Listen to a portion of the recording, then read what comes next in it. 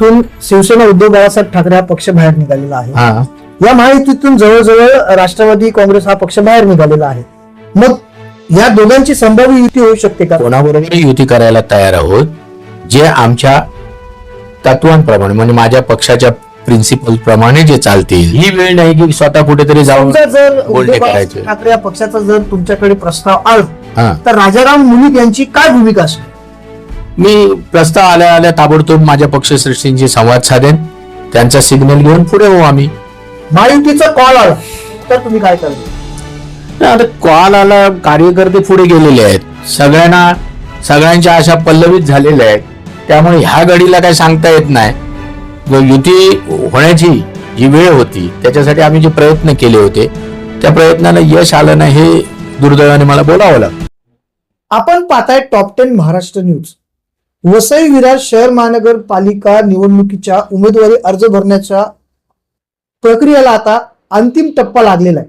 अजूनही महायुतीचं काही ठरत नाही आणि महायुतीचं जर ठरलं तर आतापर्यंत आपल्या समोर अशी बातमी आलेली आहे की शिवसेना आणि भारतीय जनता पार्टी यांचं जरी ठरलं असेल तरी बाकीचे जे इतर पक्ष आहेत, आगरी सेना असेल, राष्ट्रवादी काँग्रेस पक्ष असेल, श्रमजीवी संघटना असेल, महायुती नेमक्या किती जागा देणार आहेत हे स्पष्ट झालेलं नाहीये.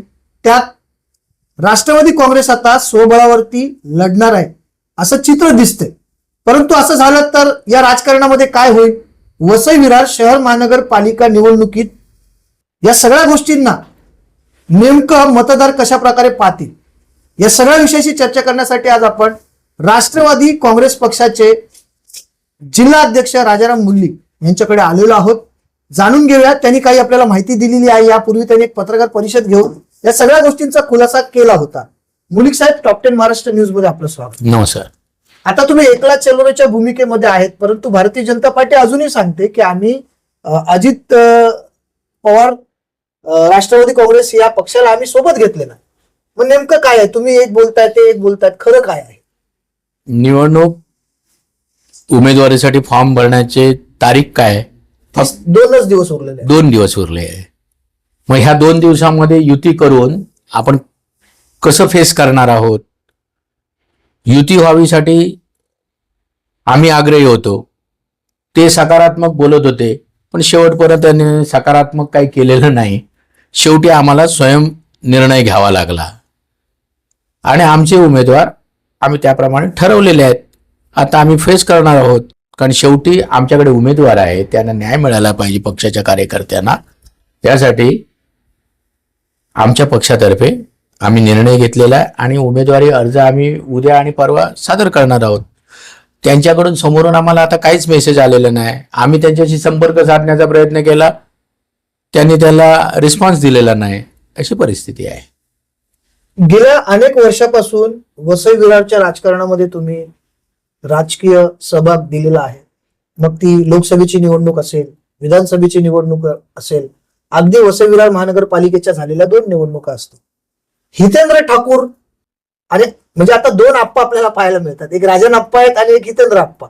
या दोन्ही आप्पांमध्ये काय फरक वाटतो तुम्हाला? मी बऱ्याच वर्षापासून बघितलं, हितेंद्र ठाकूरांशी सुद्धा आमची त्यावेळी आघाडी होती.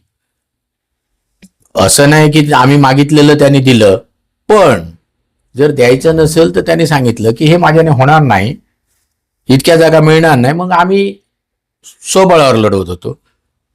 माझी आपले दुसरे आप्पा यांच्याकडून अपेक्षा हीच होती की मी त्यांना स्पष्ट सांगितलं होतं, तुमच्यावर जर जास्त बर्डन येत असेल, जर तुम्हाला जमणार नसेल तर तुम्ही आम्हाला स्पष्ट सांगा की तुम्ही स्वबळावर लढवा, आमचं तुमचं काय युती होणार नाही. तर ते म्हणे नाही, आपली आघाडी होणार, आपली युती होणार, युती अपेक्षित आहे, महायुतीमध्येच आपण लढवलं पाहिजे. त्या आम्ही गाफील विश्वासावर, त्यांच्या शब्दावर विश्वास ठेवून होतो. आणि दुसरं म्हणजे काय, आमच्या कार्यकर्त्यांची भूमिका होती की जर लोकसभेला आणि विधानसभेला आम्ही त्यांना प्रामाणिकपणे मदत केली तर त्याची जाण ठेवून कुठेतरी यावेळी ते आमचा विचार करतील, ह्या विचाराने आम्ही होतो. पण त्यांनी तो केला नाही. ठीक आहे, राजकारणामध्ये होतं कधी, ते झालेलं आहे. आता आम्ही स्वबळावर लढणार आहोत. आता किती इच्छुक उमेदवार तुमच्याकडे आहेत? सध्या माझ्याकडे म्हणजे आताच्या घडीला 40 उमेदवार आहेत. ही संख्या उद्या आणि परवापर्यंत वाढणार आहेत कार्यकर्त्यांचे, कारण फॉर्म भरणं वगैरे वगैरे हे ताबडतोब म्हणजे युती होते म्हणून आम्ही कमी लोकांना इच्छुक थोडं कन्व्हिन्स करून ठेवलं होतं इच्छुकांना, तेव्हा आपली युती होते, समाधानकारक तोडगा निघाला पाहिजे. त्यामुळे जास्ती लोकांनी इच्छा धरू नको, नाही तर ऐनवेळी पुन्हा त्या कार्यकर्त्यांना जर आम्ही उमेदवारी दिली नाही तर पुन्हा पक्षाचा प्रश्न आहे, पक्षामध्ये नाराजी माझी होईल. म्हणून त्यांना फॉर्म वगैरे घ्यायला सांगितले नव्हते.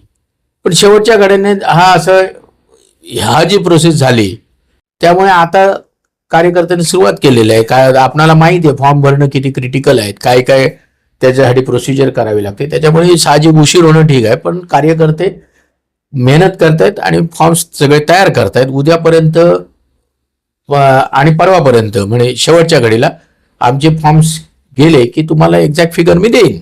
महाविकास आघाडीमधून आता तिथून शिवसेना उद्धव बाळासाहेब ठाकरे हा पक्ष बाहेर निघालेला आहे. हा, या महायुतीतून जवळजवळ राष्ट्रवादी काँग्रेस हा पक्ष बाहेर निघालेला आहे. मग या दोघांची संभाव्य युती होऊ शकते का? कारण जर दोन पक्ष एकत्र आले तर एक वेगळा एक पर्याय वसई विरारकरांसाठी मिळू शकतो.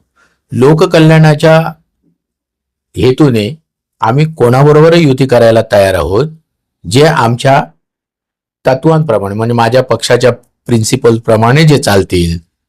माननीय अजितदादा पवार साहेब, माननीय तटकरे साहेब यांनी ज्या आम्हाला गाईडलाईन्स दिल्या त्या तत्वांप्रमाणे, त्या प्रणालीप्रमाणे, त्या संहितेप्रमाणे जो पक्ष चालत असेल त्यांच्याशी आम्ही कधी हात मिळवणी करू शकतो.